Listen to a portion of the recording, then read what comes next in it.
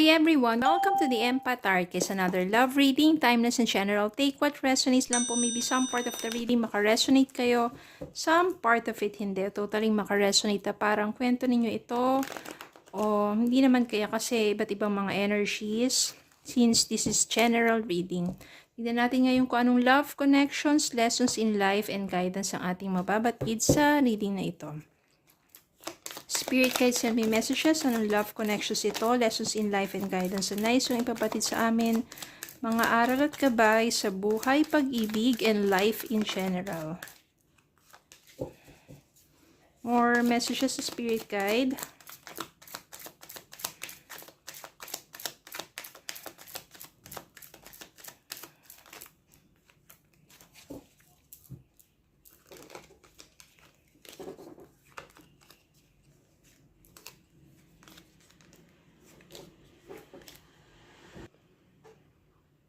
Judgment, Temperance, Knight of Wands, King of Swords, Queen of Pentacles, Three of Swords, the World, the Magician, and Five of Cups.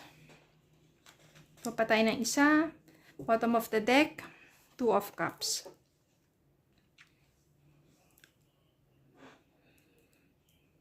Aba, tungkol to sa inyo ng person mo at malakas dito ang chance na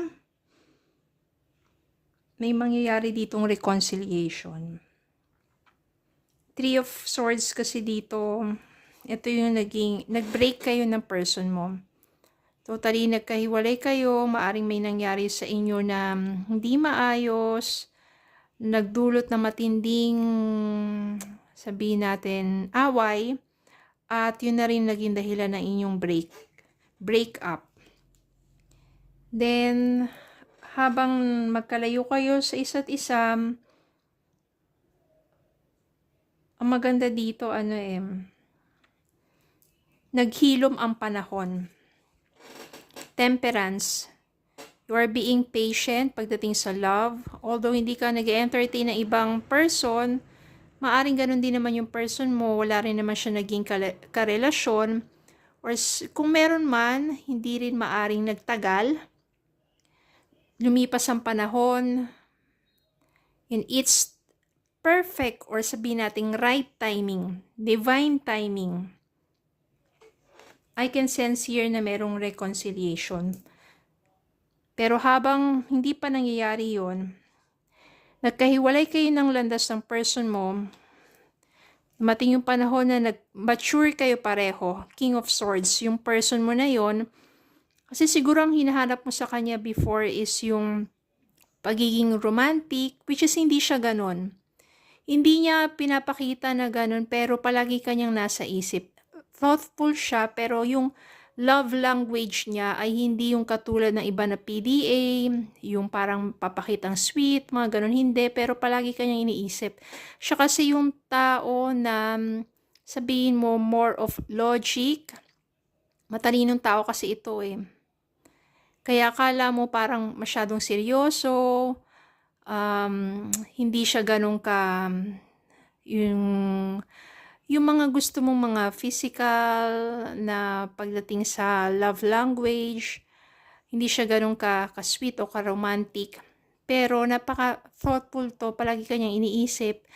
Tapos may dumating yung time dito na hindi kayo talaga nagkaunawaan. Kasi parang you want that person to show you the kind of love, yung love language na gusto mo, which is being very romantic, pero hindi kasi siya ganun. Tapos, I can sense here na merong pagsiselos, ganun, na nauwi sa matinding pag-aaway, kaya kayo naghiwalay. Pero yun na nga, lumipas ang panahon, yung person mo, nag-focus na lang siya sa sarili niya, sa kanyang, maaring sa kanyang trabaho. Isa pa yun, maaari kasing ito masyadong busy sa trabaho niya. Oh. Tapos nagde-demand ka rin ng time na hindi niya maibigay. Marami siya nakakalimutan or napapalagpas na mga special days ninyong dalawa. So, na nagkalayo kayo, nag-focus siya sa trabaho niya, ikaw rin. Nag-focus ka sa sarili mo, maaring nagpunta ka ng ibang bansa, dun dumating yung time na na-miss ka ng person mo, na pag-isip-isip niya ngayon, para saan ba lahat ng mga ginagawa niyang pagsusumikap kung wala ka naman na sa buhay niya. So, dun siya medyo natauhan. Kaya siya nagsusumikap is para sa'yo, pero nabaliwala ka niya dahil hindi ka niya nabigyan ng sapat na panahon at hindi niya na iparamdam sa'yo ng gusto yung kind of, yung love language na hinahanap mo nga. Habang ikaw, sa ibang bansa, unti-unti mo natutupad yung mga pangarap mo, lumalago ka, umuunlad ka. Dumating naman yung time na yung person mo. 5 of Cups. So much regret kasi sobrang namimiss ka na niya. Andun na yung mga realization na, oo nga, bakit pinakawalan niya yung isang tao na mahal naman talaga niya? Bakit yung mga panahon na magkasama kayo, hindi niya naibigay yung tamang panahon at atensyon para sa'yo? At the same time, yung mga minsan paglalambing mo, di ba, parang nagiging manhid siya. So, doon siya nagkaroon ng realization. Yan, judgment or yung awakening and realization. So, pinagsisisihan niya yung mga panahon na yon. Ngayon, minamanifest din niya na sana meron pang second chances para sa inyong dalawa. Ay, wala akong nasisense dito na third party. Nagkaroon lang ng problema dito sa inyong dalawa. Pero yung magician dito, ibig sabihin, manifesting na muling magbabalik o magbibigyan ng panibagong pagkakataon ng inyong pagmamahalan. At yun ang mangyayari dito. Darating yung time dito na yung person mo will reach out to you. Parang nandun talaga yung desire niya, yung pagnanais niya na muli ka makita, makausap, makasama. At pag dumating yung time na yan, pareho na kasi kayo nag-mature. Marami na kayo natutunan sa inyong naging relasyon at marami na kayo naging natutunan sa pagkakalayo ninyo sa isa't isa. Hindi rin magtatagal sa inyong muling pagkikita, mangingibabaw pa rin yung love. Kaya na dito si 2 of Cups. Ibig sabihin dito, muling magbabalik ang pag-aalab ng inyong mga damdamin at bibigyan nyo ng second chance ang isa't isa. Magkakabalikan nga kayo dito. So, natuto na kayo. Kapag mahal mo isang tao, bigyan mo ng sapat na atensyon ng panahon. Yung mga simpleng mga paglalambing, di ba? Parang wag kang maging manhead. Ano, paminsan-minsan lang naman yun eh. Bigyan mo ng surprise, yung mga ganun. Take time to, kahit busy kayo pareho sa trabaho, mag-date pa rin kayo. Hindi naman araw-araw kailangan yun, pero especially during special days ninyo, di ba? Yung mga ganung bagay. You learn from the past, now you realize ano yung mga pagbabagong dapat mong gawin sa sarili mo, ganun din naman sa person mo. Nag-mature na kayo, naging okay na kayo. Darating talaga yung time na your person miss you so much. Magre-reach out yan sa'yo.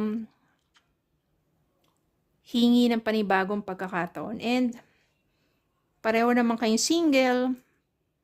Pareho na rin kayo nag-mature. Malakas ang possibility dito of reconciliation. Because you still love each other. Bakit hindi, di ba?